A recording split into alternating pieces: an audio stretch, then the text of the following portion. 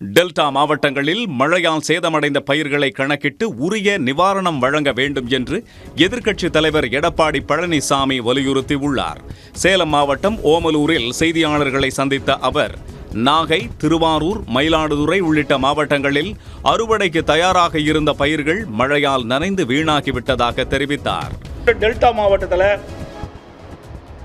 கிட்டத்தட்ட திருவாரூர், மயிலாடுதுறை போன்ற மாவட்டங்களில் கனமழையில் விவசாயிகள் பயிரிட்ட நெற்பயிர்களெல்லாம் அறுவடைக்கு தயாரிக்கின்ற இந்த சூழ்நிலையில் மழை நீரில் மூழ்கி வீணாகி இருக்கின்றது. உடனடியாக இந்த அரசு அந்த பாதிக்கப்பட்ட விவசாய நிலைகளெல்லாம் கணக்கிட்டு அவர்களுக்கு தேவையான நிவாரணத் தொகை வழங்க வேண்டும். ஒரு ஏக்கருக்கு குறைந்தபட்சம் 30,000 ரூபாயாவது வழங்க வேண்டும்.